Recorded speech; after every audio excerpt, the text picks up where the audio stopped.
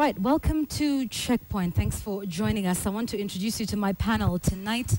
It's all gentlemen. We have Andiwo Obondo, who's on my extreme right, and he's an education consultant. We thank you for joining us, and we will look forward to your insights tonight.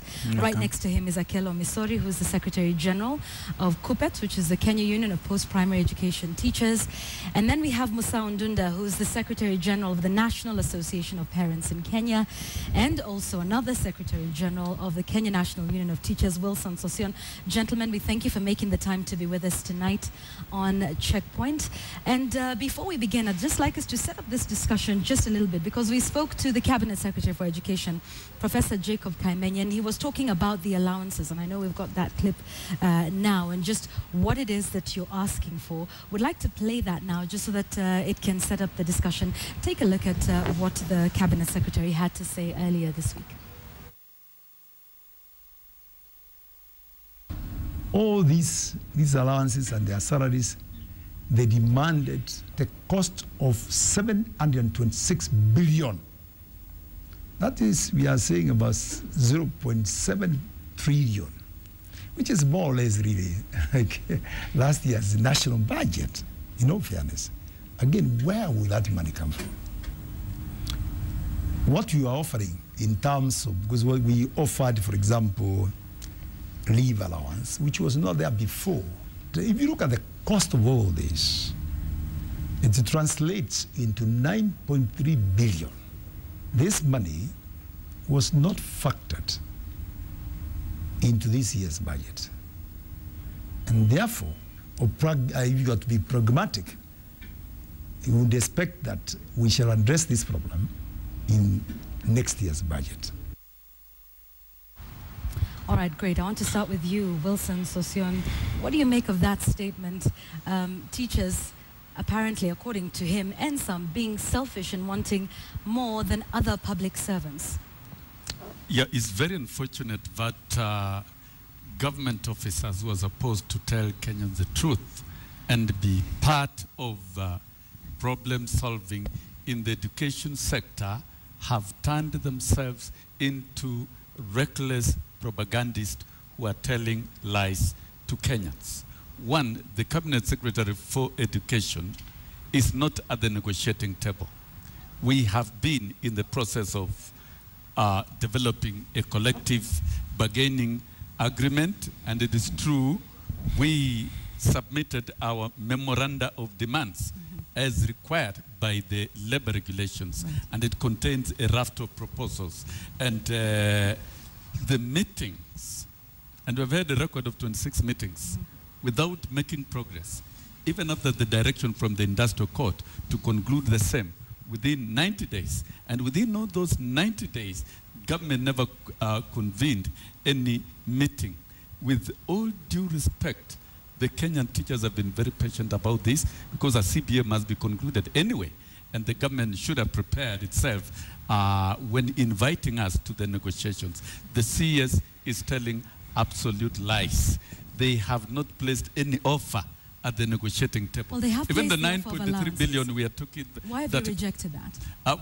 We are rejecting because we have not reached the stage of discussing allowance. We are on agenda number 1. Which is that is the basic pay? salaries. Okay. And basic pay is a key compensation for any worker. It is what gives the ability to access the basic rights, basic needs in life, and it translates to pension. It gives capacity to access loans, the attractive mortgages and car loans.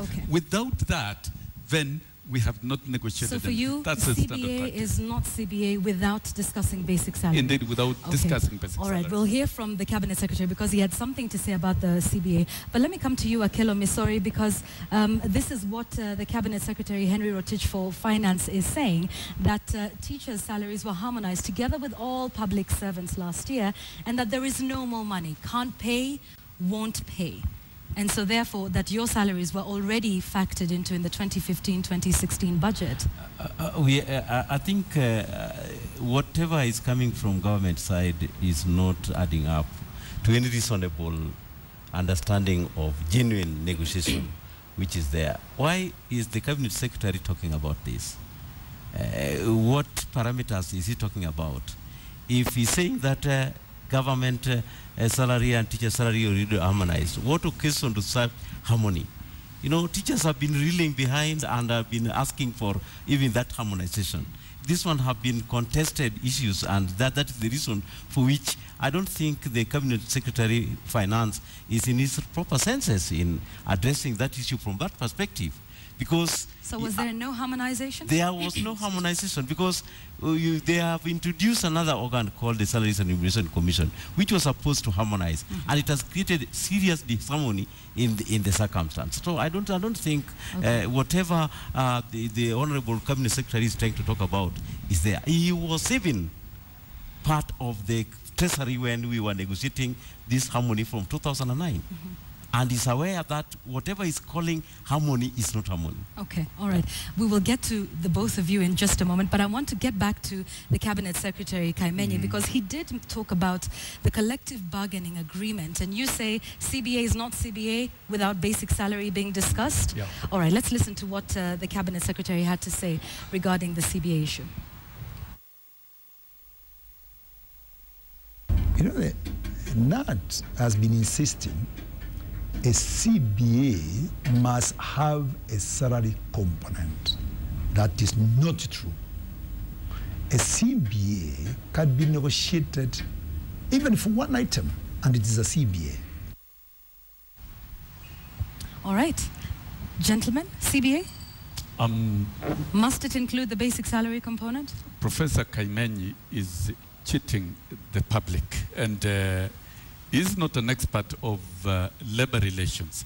We have been in negotiations over the years, and to be factual, last year, 2013, the industrial court ordered all parties to go back for structured negotiations on matters contained in the memorandum of demands and deposit an agreement within 90 days. And high on the agenda, formally, between us and government, we agreed to defer the aspect of basic salaries to structured negotiations.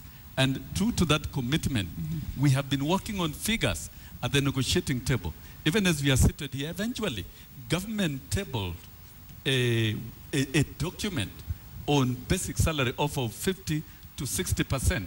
And that formed the basis of progress that we had for a while before it was suddenly withdrawn. It was withdrawn from the table? Yes. Okay. There is no so you are worker. okay with 50 to 60%? Is that what you're saying? We are not saying we are okay. That is clear commitment and submission by the government that we cannot discuss allowances before we discuss the basic salaries. Okay. Because the basic salaries under any labor practice is a wage compensation for a worker. Okay. Allowances allows a worker to access certain fundamental rights to work, like housing, medical care, but compensation to mitigate aspects of inflation, to mitigate the cost of living, access of basic needs is actually contained in the basic salaries. Your point is made. Bwana Musa Ondunda, what do you make of all of this from the perspective of parents who now have their children with them at home? I think, Okwara, as an association of parents,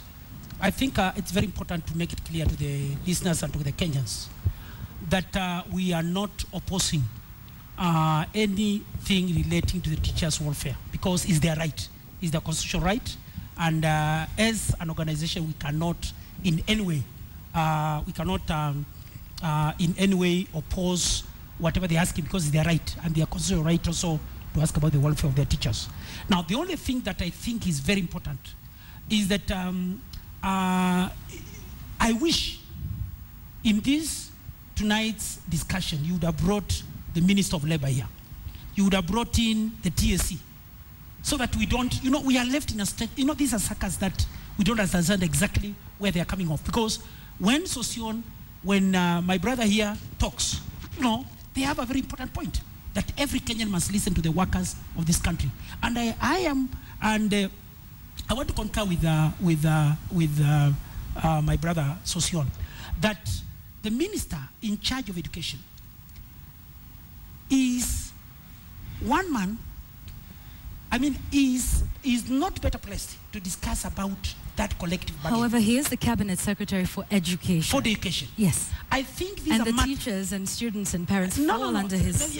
everything is under his docket. But, this is something that falls under Trade Disputes Act, an act that gives specific functions of... So he shouldn't be speaking on the strike? Now, actually, I'm talking about the collective agreement.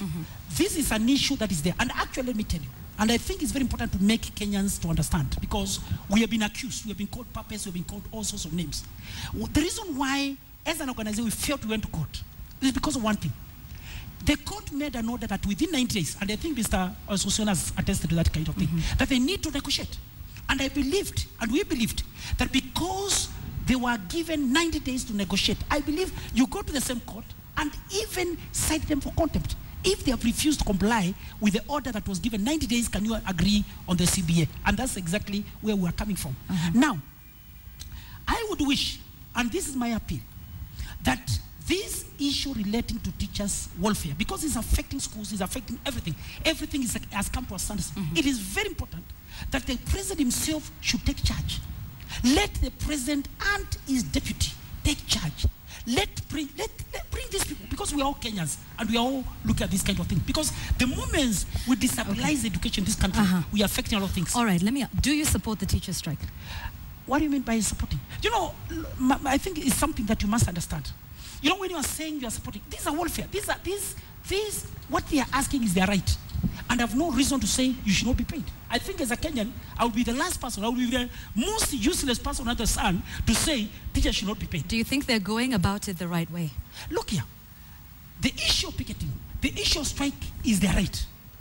That's their right. And I cannot come and say they didn't do the... The only thing that I'm saying is that the government should not wait for this thing to have a kind of a tug war. That struggle. Well, it's already gotten to that point. Yes, but I believe in this country we have the leadership of the country. And this is an issue. So you want the president to come on the negotiating table? Even as early as tomorrow, our head of state, let him call a crisis meeting of all the stakeholders. Let's discuss. Here we are. Sosol is giving a very good fashion. My brother is giving a very good fashion. Right. But what we want is, can the TSC sit there, tell us what they did? That's why we were saying, and I think that's why important people to understand, so that people don't go out there and call us all sorts of names. It is very important that let this thing, the fight has gone, let us have that kind of mediation to understand exactly what is the crux of the matter. Wanandunda, I'd like you to hold that thought. Andy, what do you make of the whole situation as it portends at the moment? Thank you very much, Yvonne. I think to start with, we need a very comprehensive and predictable framework for addressing teacher development and teacher issues in this country. And I think government has not shown the goodwill and the good faith that as parents and other observers like us would want to see in this matter. Because teachers did not just wake up and go on strike last week. We had this issue almost the whole of last year. Teachers had issues that they were raising with government. And I think a proactive and serious government would come forth and be able to develop a framework for negotiations. How do we discuss and resolve this matter? Because you don't become we don't become a government that reacts to crisis, like response. We only saw government coming out to respond to this issue when teachers were on strike last Monday. We were expecting, when the two unions had indicated they wanted to go on strike, they had issues that needed to be addressed. I think government will come forth and said, this is the way we think we want to address your issues. Can we have a discussion? Because now, what we are seeing now is the government trying to say, they are not going to discuss basic pay at this time round. But what do we expect? And that is what I would have expected the minister to come out with, either through the minister or through TSC. What is it? What are they proposing to teachers as a return to work formula? Because we know that negotiations might take long. We want them to go back to school, and then as they are in school, how are they going to address all the issues that teachers have raised in their demands? All right, let's talk about the quality of education for just a moment. The government is talking about job evaluation exercises before the basic pay issue can be discussed. And then there's also the issue of pay for performance. signing performance contracts to ensure that the level of teaching in schools is up to par and the level of education that's being passed on? Because that is now an argument that's starting to make its way in the circles, that it's not necessarily about pay, but also about the performance of the teachers. And Dio, would you thank you very much again. I think job evaluation the world over is not a bad idea. It's not a bad thing, because we can be able to use job evaluation to be able to assess the skills of teachers. We can be able to assess the workload of teachers. We can use that to benchmark performance and also undertake performance appraisal. The problem that you may find with how this is being introduced is the timing, because the government has been around with these teachers all along. Why couldn't they discuss this evaluation? Because when you want to evaluate your employees or your staff, you don't ambush them when there's a crisis. You have a discussion about the framework of that evaluation. You tell them the content of that evaluation, and you agree on the process of that evaluation, so that both parties, both TSC and teachers, should be able, even if it is led by the Salaries Commission, TSC should discuss with the teachers and say, this is how we want to do the evaluation, and they agree on the process. It is a very good idea, but I think the problem is how it is being introduced and how it is being handled by the government. You don't come and throw it in the middle of a crisis where there's a strike and say, we have to wait until this is, you are evaluated. It's a good idea, but wrong timing. It's wrong timing. Are you opposed to performance contracts and job evaluation? Let me talk about, nobody has given teachers contract to sign. That is first. But let me also address the issue of job evaluation. It is irrelevant when teachers are talking about pay increment, salary increment. We are not talking about, these things are not related at all, because jobs which we are doing are already jobs which are in public domain. Teaching is one of the oldest professions on earth. Jesus himself, I am a Christian, is a teacher. That point. Who evaluated his job? In this circumstance, it sounds like though you're saying that evaluation you do job evaluation in one instance to maybe regret, to rationalize. That is point. In the circumstance where we are, our jobs are going to be evaluated in terms of relating it with other workers in public service who are not teachers. What is that kind of thing? So in the circumstance where my brother has indicated that, why do you bring job evaluation when the teachers are asking for pay rise? So you're not opposed to job evaluation, are you? Why is it being introduced at a time when we are looking for pay rise? Ideally, yes. Yeah, the job evaluation idea, yes, as has been said, isn't really a bad practice. But the manner in which the government is introducing at the moment, at the tail end of negotiations, when we are supposed to hammer a deal, then it's introducing job evaluation to stop negotiations for another period of 8 months, which is unconstitutional, it is unlawful. There is nowhere in any law in this country, whether TSC Act, Employment Act, or the Constitution, that talks about job evaluation subjecting, determining the CBS. We think it is a ploy by the government to stop the negotiations. So if this were to happen at another time, if government was sincere, about job evaluation, they should have done it before they invited us for the CBA process. And therefore, it is too late in the day to subject the ongoing negotiations to job evaluation. It may continue, but it should be completely independent from the current negotiations. The outcome of the same may affect future negotiations. And for the record straight, the teachers of this country have been subjected to appraisals in the Code of Regulations. And now it has been escalated to what we call teaching appraisals. And we've been benchmarking even in the UK. And that is the best way of checking the teaching profession. You cannot bring in performance contracting. It doesn't work with teachers anywhere in the world. But appraisal, that is acceptable, and we have agreed with the Teacher Service Commission. So really, there is nothing in dispute here at the table. What is in dispute and what government must do and what the employer must do and what the rest of the organs of government must address at the moment is not going about building unnecessary propaganda against the teaching force and equating us with the public service. Teachers are employees of the Teacher Service Commission. Public servants are employees of the Public Service Commission. Okay. And there are many commissions in this country. So there should be a concerted effort to use hours, minutes, and time available to resolve the crisis amicably, so that there is industrial peace in the education sector. We are not going to depart our desire and our push to discuss basic salaries and other benefits for teachers. Thank you very much. To come back again to this, I think there are two issues about evaluation and performance appraisal that I want to address. One is to indicate that there's a very close correlation between performance of the teacher and what we expect as Kenyans, that this teacher should be paid.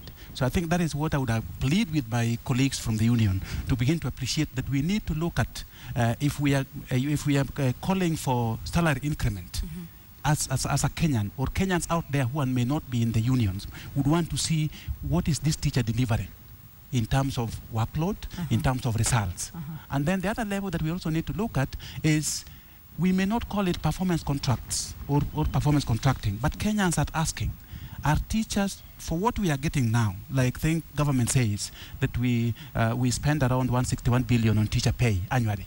What Kenyans want to hear from teachers is, are we getting value for the money? result, value for that money? Right. And then how do we gauge that value? One way that the government proposed and the unions did not agree to was the performance contracting. But if the TSC and teachers have agreed on appraisal, teacher appraisal, I think that is the right way to go. That we look at, is this the way, this is the, what is going to help us assess level of performance, level of delivery of the teacher, so that what we are able to say, what we are paying teachers is far much lower to what we expect or what they're delivering. And if that is the case, what is it that our teachers are worth? So pay and the output, and having that sort of discussion. Bwana, sorry, let's have Bwana Dunda for just a moment. He's been quiet for a while. I think it's a good debate, at least to understand. I want to concur with my brother Adiwa. You know, appraising is very important. It's very important to look at several, to look at the productivity of a person. But what I would think is very important is to look at the tools. What tools are they going to use? How are they going to measure? And I think I also concur with my union, my two colleagues from the union. What they are introducing, the idea may be very good for the government, that they need to carry out job evaluation. But the timing is very bad. I think the timing itself is what we need as parents and our children. What we need is a quick solution of how are we going to have normal learning going back to school. I think that's the All right, let's talk about the long-term solution and what that would be for parents and their children right now. Are you happy with the levels of education? Are you happy with the output of teachers to the children, speaking from the position of the Secretary General of the Association of Parents? No, I think there is a lot that needs to be looked at. And what we need to look at is, one, the performance of our public schools in this country. I can say for sure that performance of schools in this country, especially our primary schools, is wanting, and this is something that we need to look at. Of course, there is quite a lot of challenges that we must look at. When you talk about the quality, we must also look at the things that are contributing to that performance. One, we need infrastructure, which is also a challenge in our schools. We need enough teachers in this country, which is also a challenge in our country.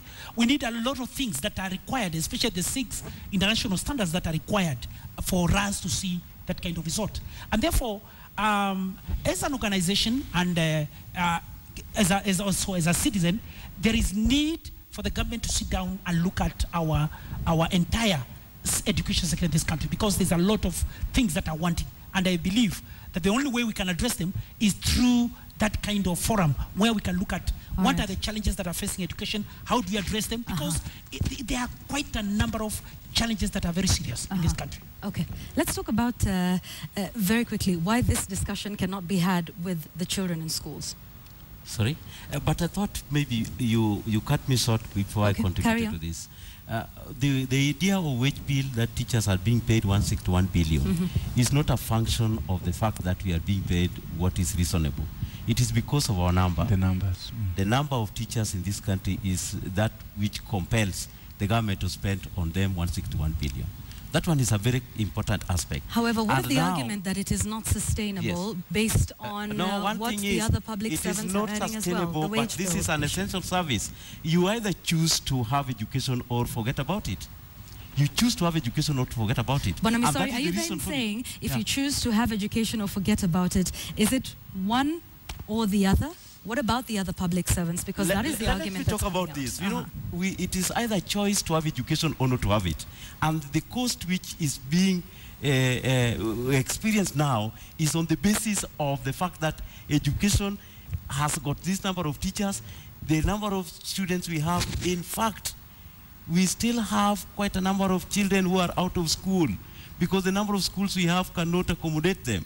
The teachers are teaching large sizes of classes. So perhaps some of the money should go to building schools? So when you talk about... As opposed to salaries, for example? You evaluate our job, we are also bringing on board that, are you addressing the teacher-pupil ratio in our schools? Because now we have dealt with access, we are dealing with quality of education. So this is the issue. So when you want quality education, you must have quality teachers. These quality teachers must be motivated to work. And they are only looking survival remuneration. It is not luxury. Like the cabinet secretary takes home about 200,000 shillings in house allowance. In Nairobi alone, the teachers who live in any neighborhood in Nairobi cannot afford rent in Nairobi. So these are things which we have factored in this. It is not something which is outrageous. Because how can you expect to pay a teacher who teaches around Buruburu to 4,000 shillings, 500? So how can that one, is there any house in that neighborhood which goes for even 10,000? These are the things, we are facilitating this. But if that teacher has to come from Kayole, you must give that teacher transport. Are you going to say that 2,800 per month is sufficient enough to transport the teacher to place of work? This is what is itching us. And that's why we are saying, if you don't want to pay teachers, forget about education and let teachers be on strike for eternity.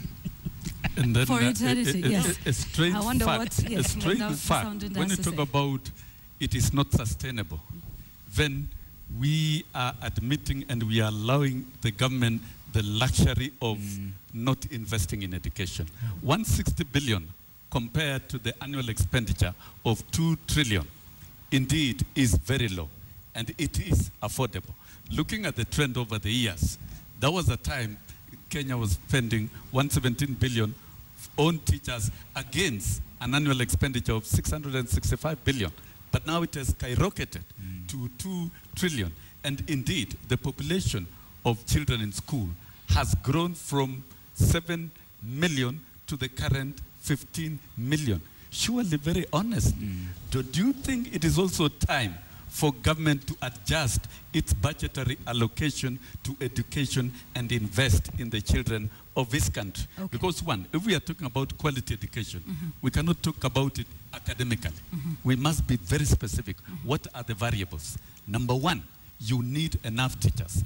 And not just enough teachers, well-trained quality teachers. Enough and well remunerated.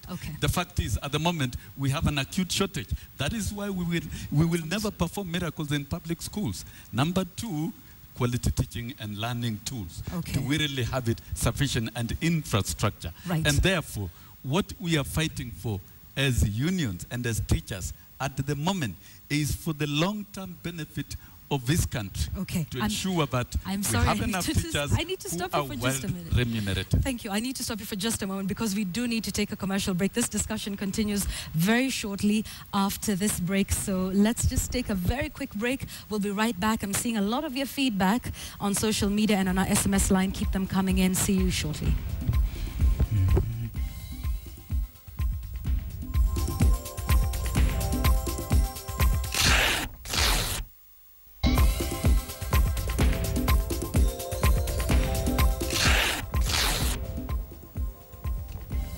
All right, we're back with Checkpoint, and we're still talking, excuse me, about what's happening within the education sector and the ongoing teacher strike that enters its second week today.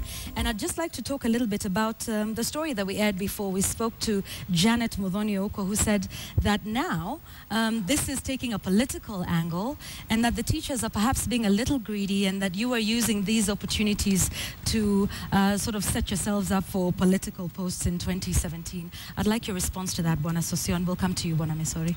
I think what Janet Muthoni is advancing is mischievous. She should also tell us where she collected those kind of rumors which cannot be substantiated. We are substantively elected leaders of the union, and we have been invited by government for negotiations, and we submitted our memoranda, and negotiations could not move for 26 meetings. Those are pure logics and facts, and we have given this report to the respective organs of the union, and to set the record straight, we would have called this strike in the month of October.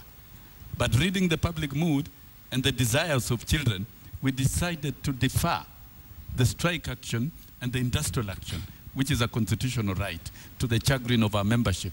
But we subjected the same through the processes of our organs, and it was voted for by the annual delegates conference. I therefore wonder where this has the connections with the elections of 2017. Elections of 2017 is a constitutional right of every Kenyan who qualifies, whether it is us or others. Okay, but right now, where we are dealing with the business of teachers. And I can speak for myself and my colleagues. We have not discussed the agenda of elections whatsoever. Would you be Neither interested? have we discussed. Allow me to ask, would you be interested in a political position in 2017? That is not my business at the moment. My business is to concern myself with the duties assigned to me by the teachers of Kenya as the Secretary General NAT. That is my business at the moment. That sounds like a political answer. Any other statement from elsewhere is mischief. And indeed, we got to be serious. There is a time for everything. This is the time to deal with the business of teachers, and we must give it its best. And I'm giving it my best. Therefore, Janet Muthoni is engaging in mischief, and she wants to confuse the education sector. And these are mischievous characters we are telling the public and even the Cabinet Secretary for Education to stop dealing with such mischievous individuals, because we wonder where they collected those kind of evil thoughts. Bwana Misori? Being a presidential governor, senator in 2017 is my right, and I should not be chastised for that matter. But the matters of education currently are beyond activists. They are beyond activist consumption. And my sister should know this, that this is not an activist, it is not a laughing matter, it is no longer an academic issue, it is an industrial dispute.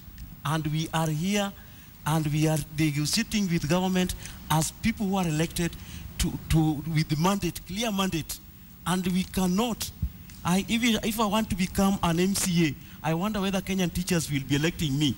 It will be the general population. And the general population, I shall have annoyed them because Musa has taken us to court. I shall have annoyed them. And therefore, they will even use that one as a discredit. So I think what my brother has said, that is mischievous.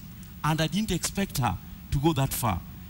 This is beyond activist manipulation. Okay. And the activists and the civil society in this forum and in this era should take to note that we are not in conflict with them.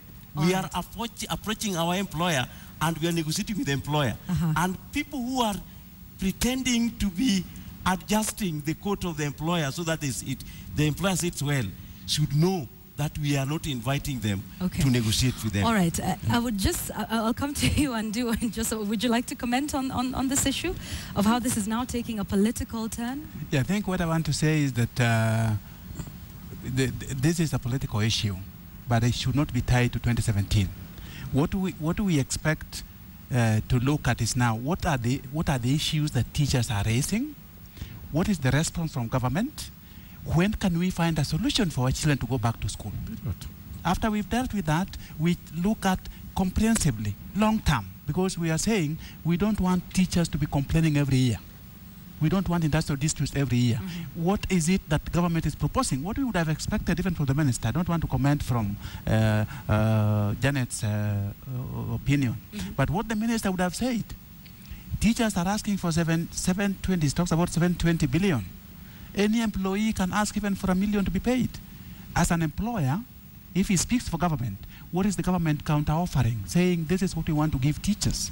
Then the other thing that we expect to hear from government, we know very well that teachers are overstretched in terms of numbers. They need to tell Kenyans, this is what we want to offer the teachers we have on payroll now, but this is our plan to address the teacher deficit that we have. Okay. Yeah. All right. Bonamsao, I'd like to just get your opinion now on this one, because you did go to court regarding this teacher strike, and you were quoted at one point as saying, and I quote, "I will never ever support the teachers." Today your tone is a bit mellow. No. The thing is this one. You see, I think it's very important for you and even Kenyans to understand what we are saying. You know, this is an issue that is relating to employer and employee.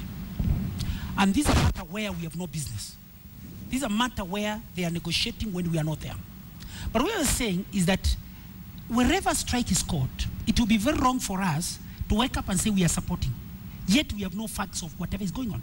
But I believe that, as I said earlier, that there is every need for the government and the unions to agree on these issues. Because when you are dragging us in issue, you know, we must understand that. But respectfully, Bonamsao, when you say it is an issue between the teachers and their employers and you have nothing to do with it, but you are the ones who are feeling the pain of children being at home, that's why the education calendar has literally been paralyzed. Do you seriously believe you have nothing to do with this conflict? Can I tell you clearly, and I'm happy, that is why we went to court to bring these people on the round table.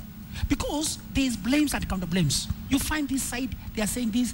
The issue is, we are all Kenyans. We are here for the good of these Kenyans.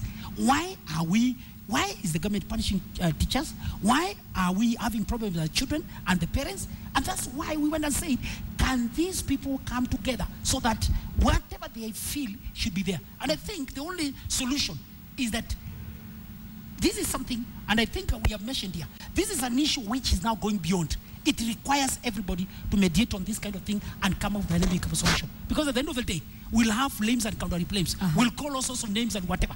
But the truth of the matter is that we are in the same education sector where we are representing different constituencies. So even those claims that came out, of course, when you were able to get that court decision that was effectively stopping the teachers, there were claims that were going around that you were a gun for hire. No, those are serious issues, actually, and that's why we have, I don't want to discuss it here, but you know, I can never, as a person, I can never be hired. Why should you hire for us? We are not under the payroll of any person. And I think this is an issue that we don't want to be told, you are this and that. Every person, and it's very important. If you look at the Constitution, it says, any issue, any citizen, not only a neighbor, any citizen has a right to petition in a court. Issues of national importance. This is an issue. The issue of the teachers' strike is a national issue. It's not a one thing. And it's not a Musau or Sosion or Missouri's issue. It's a national issue because it's affecting millions and millions of Kenyans in this country. And that's why we are saying, can we get a solution? Because as much as we keep on mudsliding others, you know, people have called me, I've been crucified or whatever. But what we are saying, as Kenyans, we must now sit down and look at it. Do you believe, Bonamsao, that you have a place on the negotiating table, at least to speak for the parents and the students? You see, the thing is this one. We are not a union. And we have no business, as far as concerned, relating to issues of the welfare of the teachers. That's why their unions are there. And that's why they are doing it for that kind of thing. But we believe as Kenyans, and we believe as key stakeholders in education, we have a right also to participate, to understand and to mediate. And that's why we are saying, can we have a forum where we can be able to sit down, discuss this issue, mediate it, look at it, and as Mr. Adiwa said, I think it's very clear. Mentioning the figure may be very scary, but I believe if today the government wakes up today and say, this is what you are placing before you as your wages and whatever, I don't But think... it may not be as simple as that, Bwana Musau. There's the whole issue of the country's economics. No, it's not just the teachers, because you see, the Nairobi County workers want to go on strike. The nurses want to go on strike as well. And they could easily come up with the same arguments that you're saying about education and... I think as a country, we need to look at all sectors, because these issues of strikes in and out are really affecting this country. And I think there's an issue that the government needs to take it head on, because tomorrow we are hearing others are going, others, it's an issue, and it destabilizes the economy of this country. And that's why we are saying, let us look at the bigger part. Can we look at the teachers' issues? Okay. Let's come together, look at the issues of the lecturers, look at the issue of the other workers, so that we don't have this kind of every time affecting. Because at the end of the day, look at it. And I think it's very important for Kenyans to look. When doctors went on strike, we had a lot of people who lost their lives. And that is a very essential service. We don't want to be waiting. And I think it's very important that we need to look at it. I believe we need to have a very clear mechanisms of handling industrial disputes in this country, so that we don't wait until when it happens is when now we start waiting. And then we start to react. Okay, and let's just talk about that as we conclude our discussion, because you're going into talks. Now the industrial court has now said, okay, we want everybody to be seated at the negotiating table. What are your expectations of that process? Number one, before I state the expectations, I would like to thank the Industrial Court for the first time in many industrial actions that we've staged. It stood by the work, and it stated very clearly that the strike is the only instrument, the only weapon left with the work, and therefore denied the Teacher Service Commission the orders to declare the strike illegal. That gives us slight excitement and hope, and the meeting that is convened on Wednesday, it will not be a trial proceedings, it will be a meeting for arbitration. It will be a court arbitration. And that, as a union and even as both unions, we are prepared to go and engage the employer before the court, to go and engage the government before the court.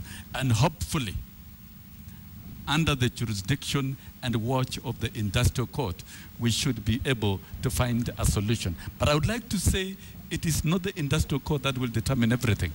The spirit of social dialogue between the employer and the employee is key. And we are inviting government to engage meaningfully with us, even before we get to the industrial court, so that as we move to that level, at least we shall have breached our engagement. Because let me tell you, the truth of the matter is, no teacher will resume duties in this country unless there's an amicable solution.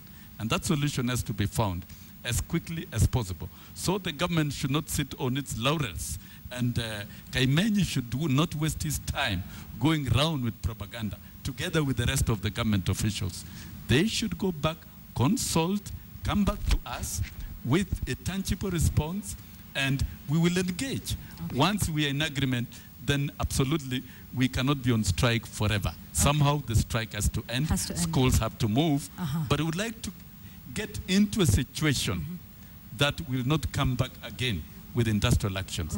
But the government will respect labor relations, it will respect its workers, and moving forward, the government must invest in education. You must invest, it must invest in teachers. I'm sorry, I have to ask all of you to be very brief, because I think we have just about a minute to go as we wind up. So tell us, if the issue of basic pay is not placed on the table, what happens to the teachers? If the issue of basic pay is not placed on the table, it will be unfortunate.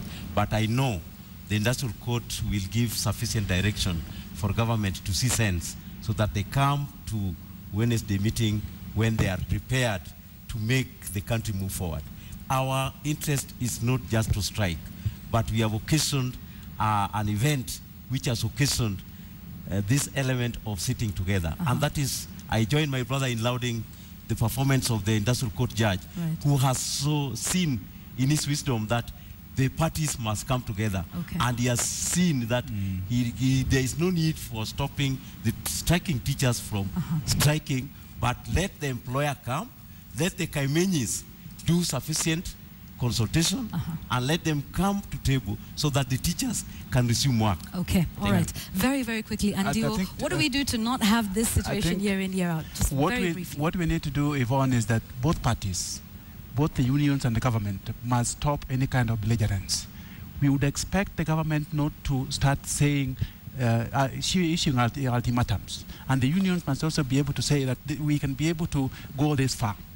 So that we expect that between now and Wednesday, there's even a way in which they can be able to consult on their ends. And by Wednesday, what we expect as Kenyans to have a return to work formula so that we have our children back in school. And then within that, they'll be able to say, if there are issues that are outstanding by Wednesday, then there's a framework through which they'll be negotiated and going forward. Going forward. Okay, Bwana Musau, yeah, I think, 1 minute, please. Yes. The only thing that I would really want to appeal to my brother Sosion, of which I think is very important, they have upper hand together with Kupet, because in 2013 they were given 90 days. And I think based on the order of the court of 2013, they will go under that one, and they will have to report that this is what we are given, and they never complied. And I believe we have competent courts in this country to give further direction. They have the upper hand, but the children don't have the upper hand. No, you see, they're the ones sitting at home. It's true, and that's why I'm appealing to them also, at least to see that our children are suffering, our children at home. As much as there's that kind of fight, there's someone down there who's crying, and that's the child of this country and the parent. All right, okay. Thank you, gentlemen, for coming in. Andiwa Bondo, Akelo Misori of Kupet, Musau Ndunda of the National Association of Parents, and Bwana Sosion of NUT. We look forward to seeing those deliberations that take place on Wednesday, the arbitration process, or else we see what happens with the strike as it enters its second week. I am seeing a lot of your feedback. I will be getting to that as we carry on with this bulletin. You're watching KTN Weekend Prime. This is The Point of News. We're taking a short break. We'll be back with the sports news.